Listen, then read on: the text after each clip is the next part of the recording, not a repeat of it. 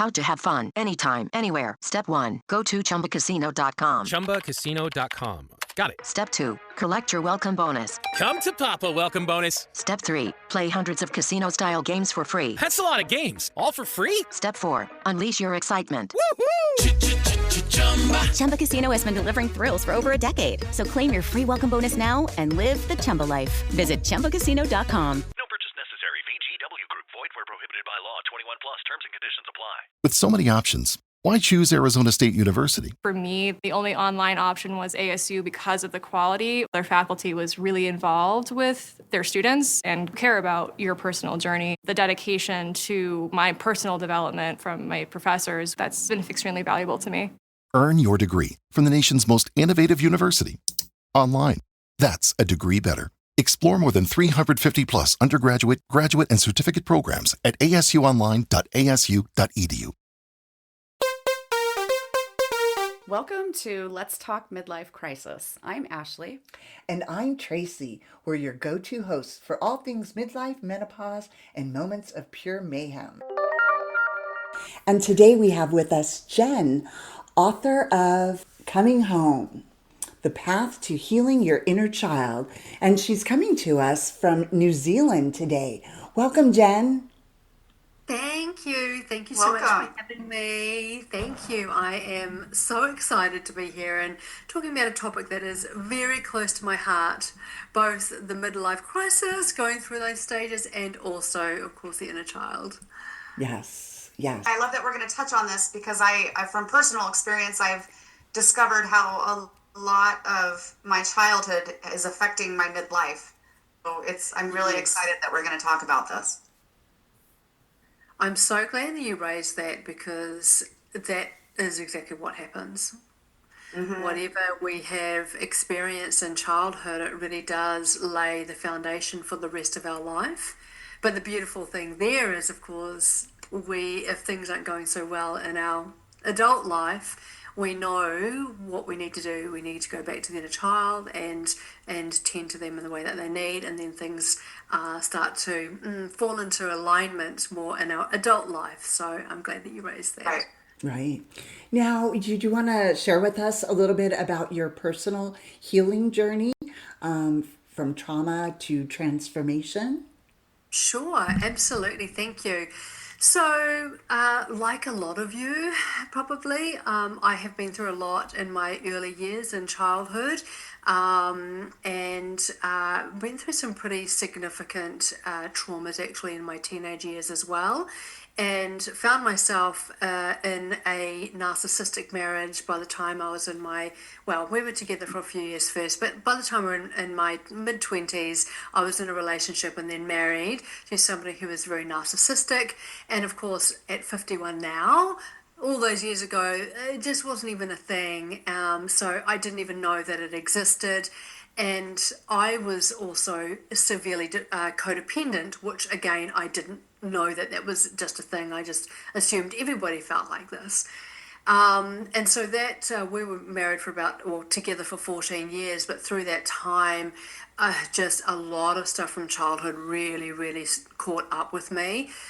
Within the relationship, there was a lot of betrayal, there was a lot of infidelity. Because I was very codependent, it really honestly didn't matter what went on. I would find some way of minimizing it or accepting it in some way or another, no matter how bad it actually got. And it did get pretty bad, to be honest.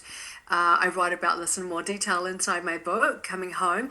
But by the time we got about 14 years in, the marriage ended, and it was through infidelity, and that was where my healing actually started. It was the catalyst for what actually ended up an incredible healing journey that's brought me to where I am today. And so basically the marriage dissolved. We had a very small, he was about 2, son at the time, and honestly I just felt like I was broken into truly a million pieces. I really did not know what way was up, what way was down. I didn't realize at the time, but looking back, I was completely dissociated. That's why it felt like that. I thankfully ended up actually taking the advice of a friend who'd been urging me to see a healer for months, and I was like, oh, what on earth is even a healer? I didn't even know what one was. And I remember, in true codependent fashion, thinking to myself, right, if I could just get my ex-husband to go and see this healer and he'll be fixed and then we'll all be happy again. And I did call her, and that was my intention, and she very wisely suggested that I come and see her first. So I did, and honestly, I remember that session vividly. That was the turning point for me, and from that, literally that session onwards, I have been devout to my healing path ever since. And so that's where my healing actually began. And partway through my healing journey, I felt so dramatically different. I just thought that other people need to know that this exists, that you can feel like this. And that was really the impetus for me to begin helping other people. And that's how it all began. Wow. And now it's, quite a big journey between there and here.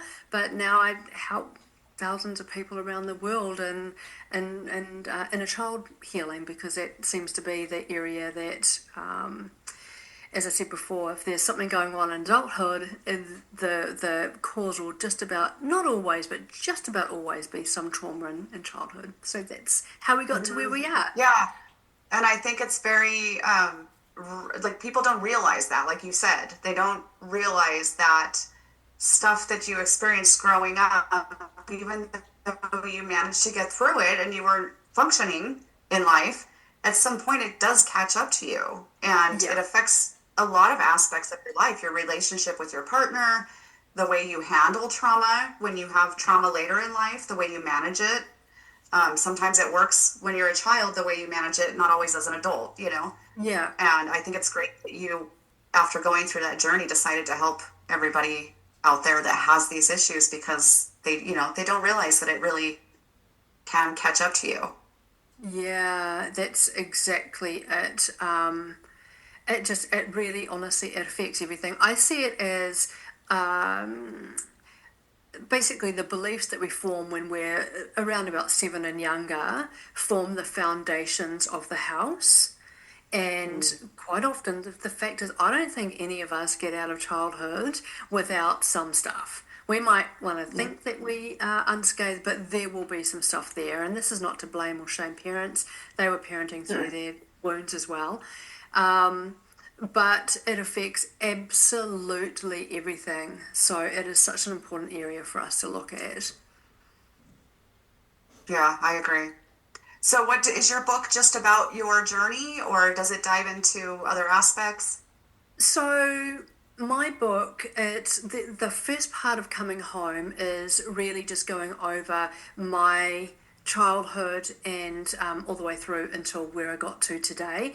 And the reason for that is I've got quite a large following, particularly on Instagram, and I wanted people to realize that it doesn't matter where you are on your journey and what you've actually been through, because I have been through some very significant traumas. I won't go into detail, but just things like adoption at birth, there was molestation, gang rapes. There's a lot that I've been through. So I wanted people to know that even if they've been through some really big stuff, it is absolutely possible for you to heal.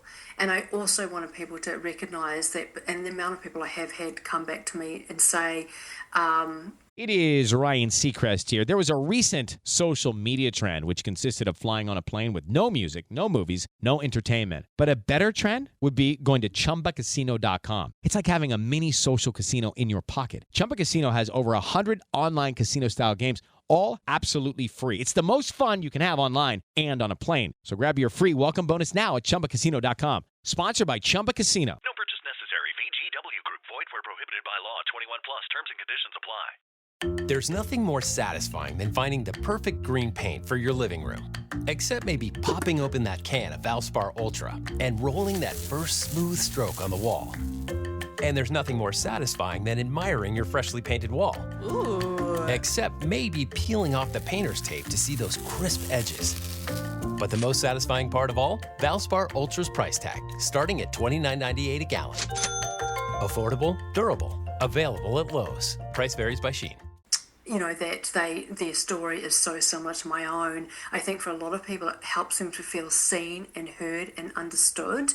So so the first part of coming home is going through my childhood up until now, just touching on the main sort of events. And I want people to see also that some things that we might have thought was relatively normal or just something that happens when we're 6, I wanted them to be able to see the relationship between what happened then and what happens when you're 26, how that actually plays out, because it will have a very direct impact. So so the first part of the book is looking at that, my story, and then we go into the actual, a lot of information about different aspects of healing, things like ADHD, dissociation, what trauma actually is, how it comes about.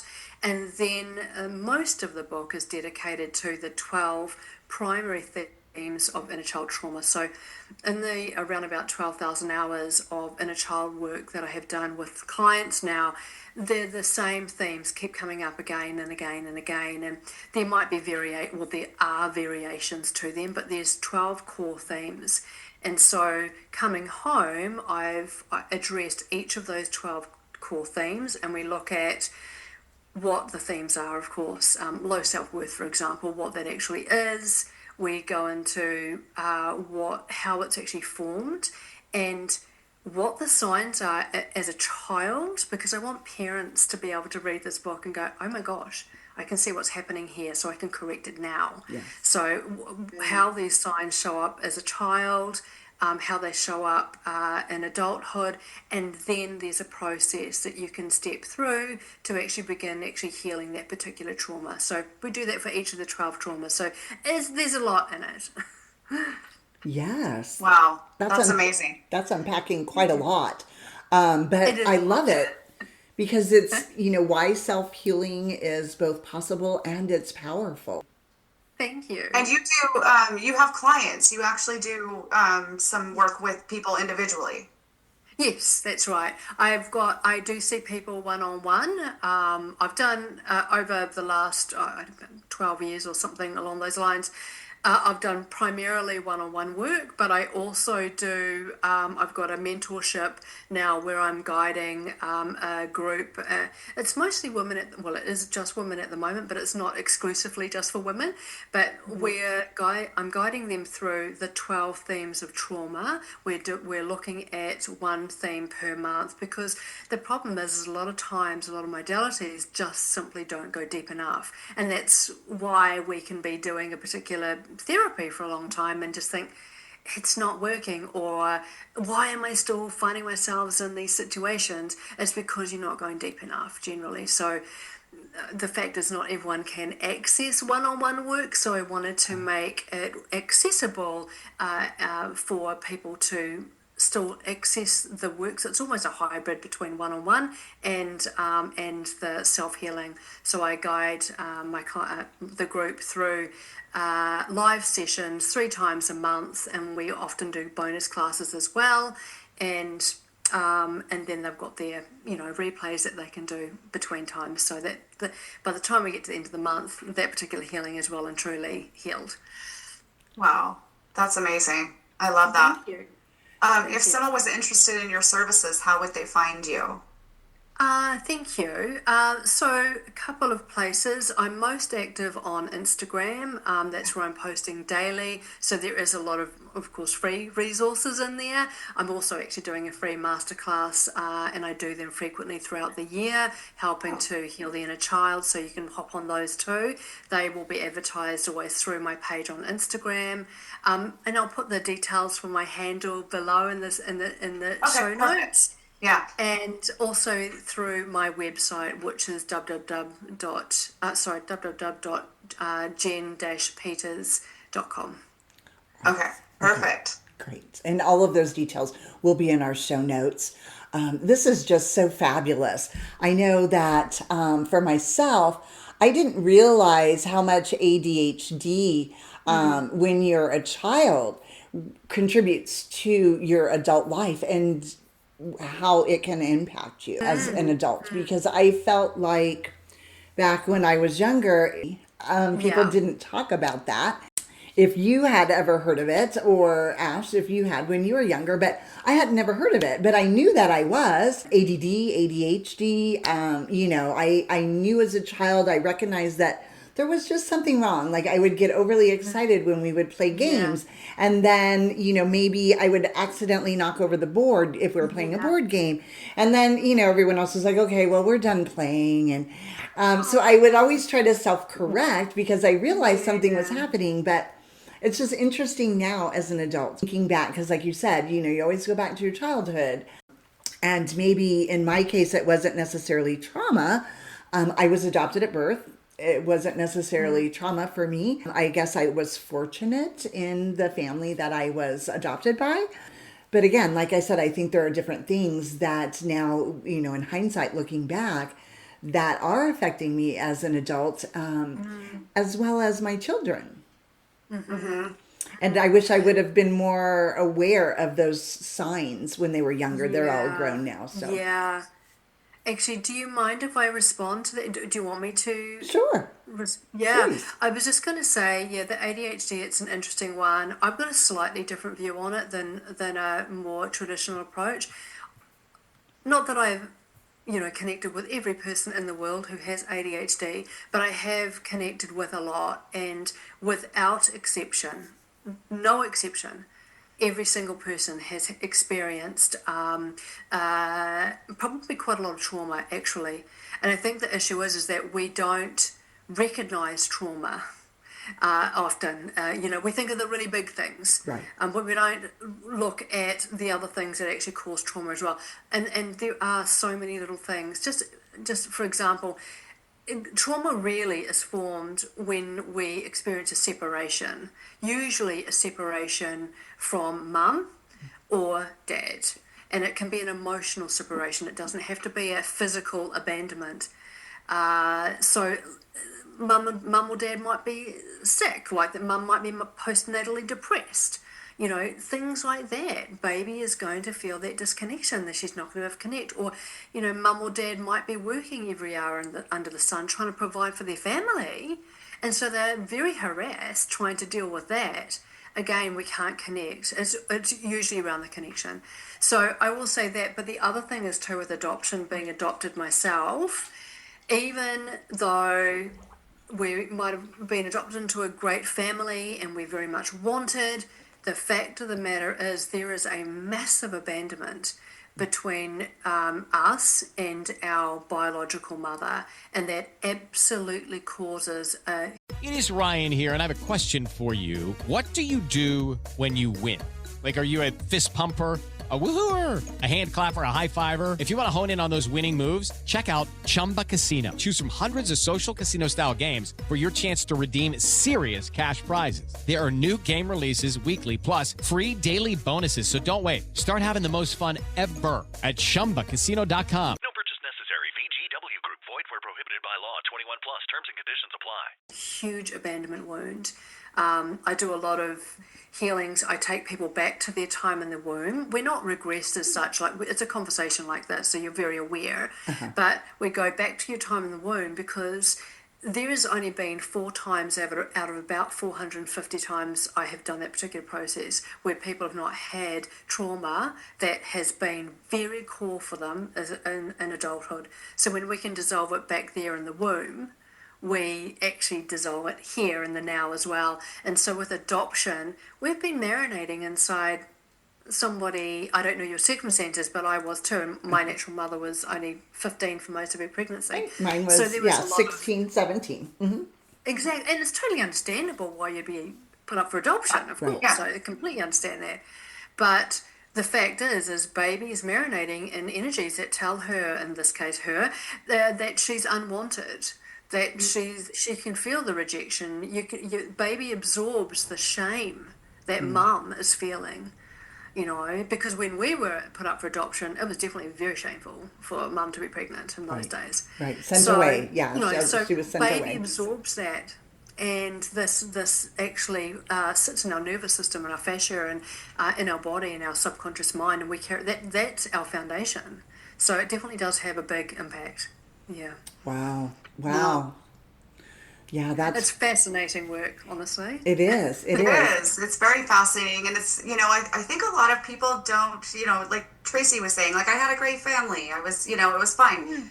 But like you said, it goes back to being in the womb and feeling what your mom was feeling while she was carrying you. And the whole, it was probably so traumatic and terrible for her to go through separation of losing you too. Right. And you feel that. Right. The kids feel it right away. They feel their mom's energy right away.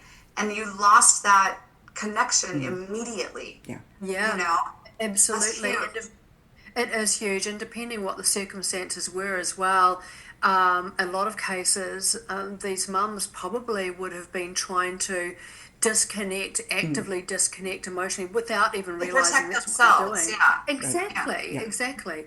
So it's a beautiful thing to be able to actually go back and connect with that beautiful young version of yourself and see them and give them exactly, my skin's all tingling as I say this, give them what they needed at that time. And what I like to do as well, which sounds a little far-fetched, but it's beautiful work to do, and so I have done it hundreds of times now. It's very powerful, but we will literally actually birth her or you and actually be there to receive ourselves and actually give this baby version of us exactly what they needed at that time, because we definitely did not get that.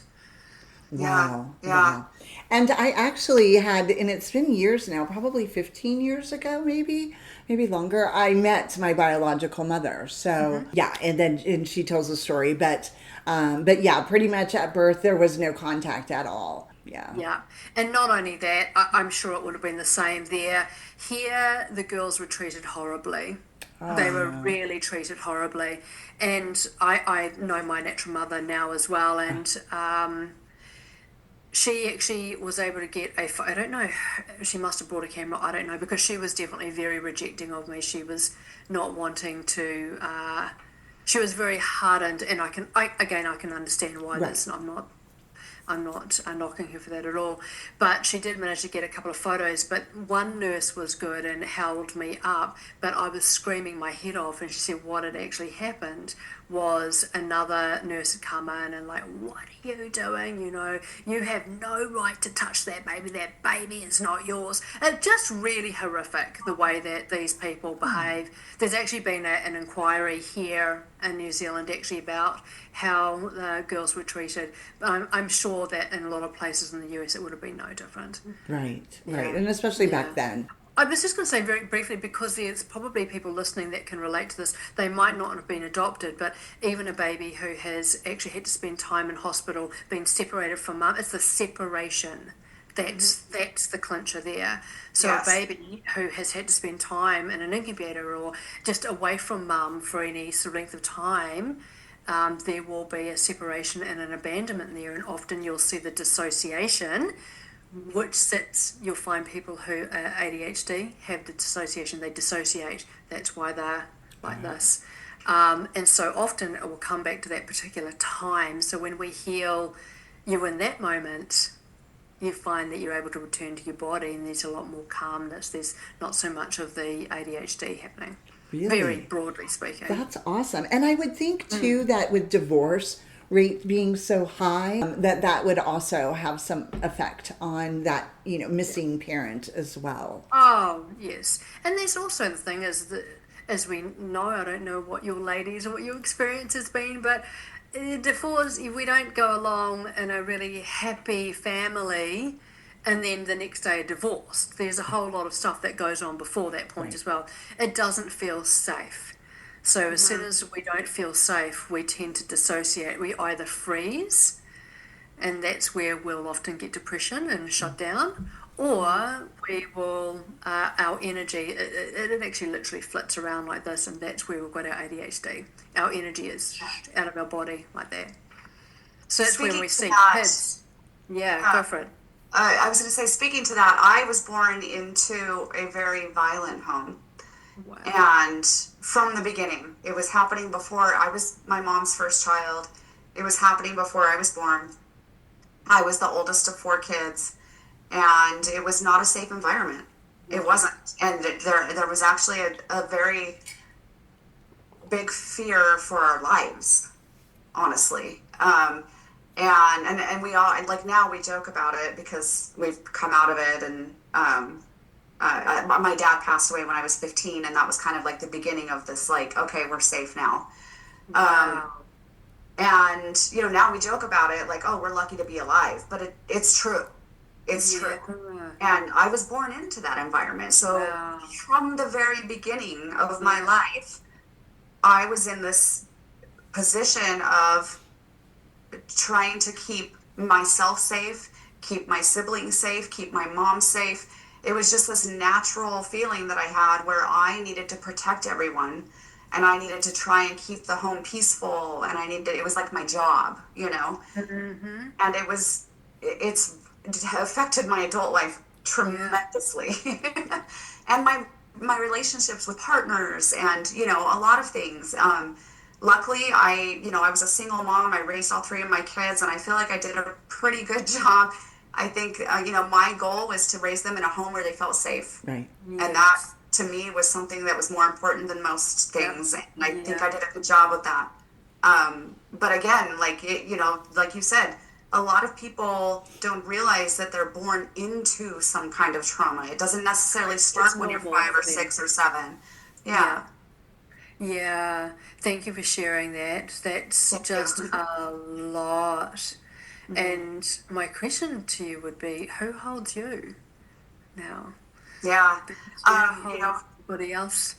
Yeah, fortunately, I have been through a lot of therapy. And I've learned a lot about myself and, you know, that trauma. I have an amazing partner. She's the best I could ever ask for. And I have an amazing relationship with my mom. We didn't have it until I was in my 20s. Yeah. But we have it now, and I'm so grateful for that. I'm very close to my siblings. The torture and torment and abuse and everything goes back generations and generations. Yeah. So I have cousins who have experienced it. I have, you know, and we talk about it. That's what's really cool, is that we are all comfortable talking about it. Yeah. Which took a long time. It took a long time for us to get there because it was very secretive. You just didn't talk about it, you know? Yeah. Wow, that's quite a journey. Yeah. And I love that you've just been so focused on, you know, providing a beautiful, safe environment for your children, because that's how we, one of the ways that we prevent this from continuing on. Yeah, the cycle, yeah. Yes. Absolutely. Yes. Solo parenting 3 children. That deserves a medal on its own. I know. That's a lot. We both did. Yeah, we both did. Wow. Yeah, we both did that. What signs, Jen, would you say to look for if you're operating from wounded inner child energy?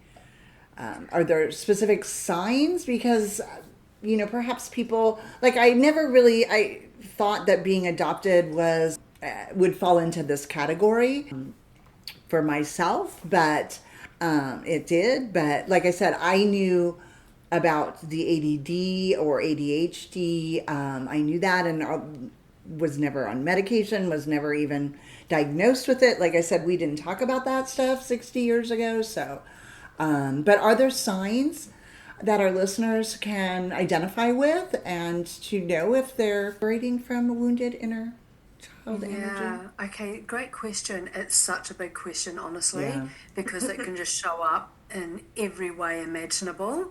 So the big things I would probably be looking for is dysfunctional type cycles. And what I mean by that,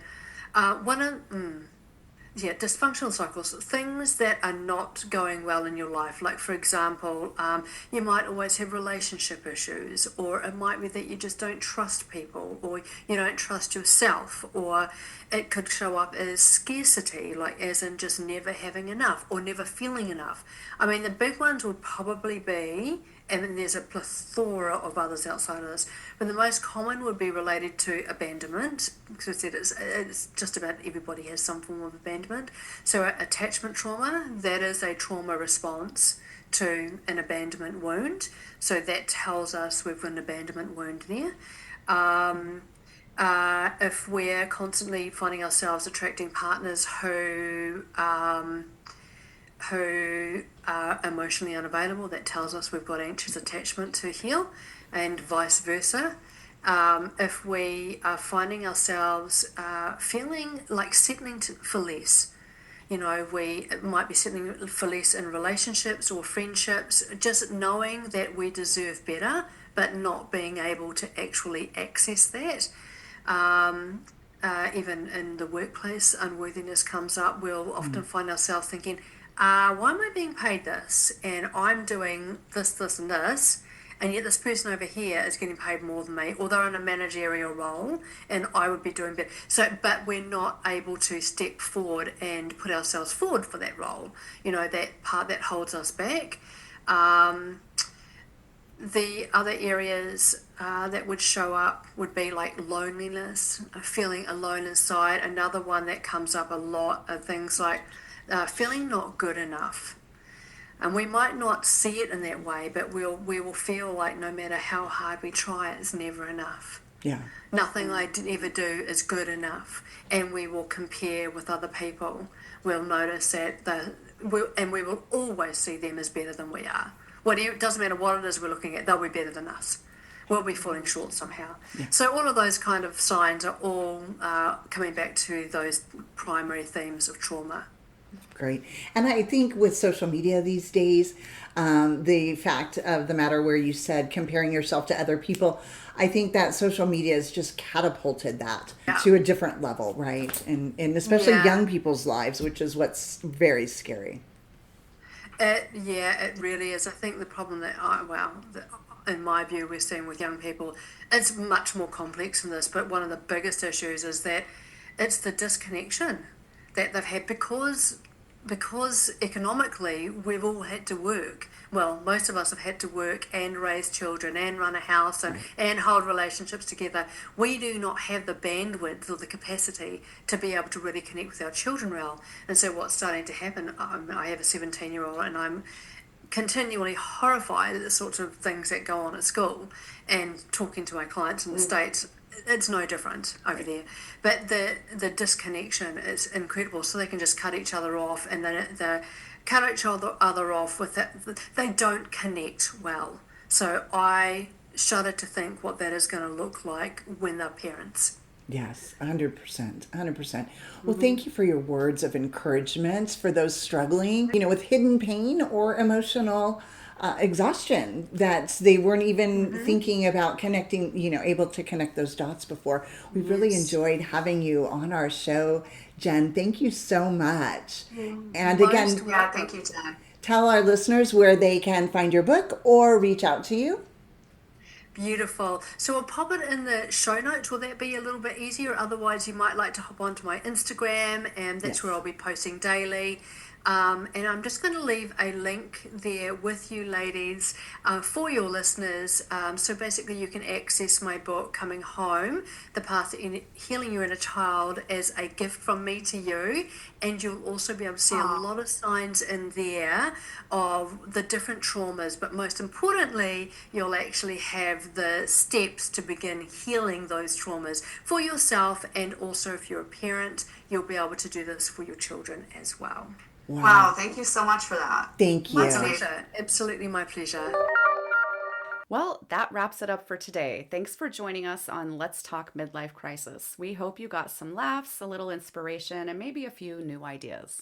If you loved today's episode, hit that subscribe button so you'll never miss an episode. And hey, share the love. Send this episode to a friend who could use a good laugh and some midlife wisdom. Connect with us on social media at Let's Talk Midlife Crisis and let us know what's on your mind. We love hearing from you.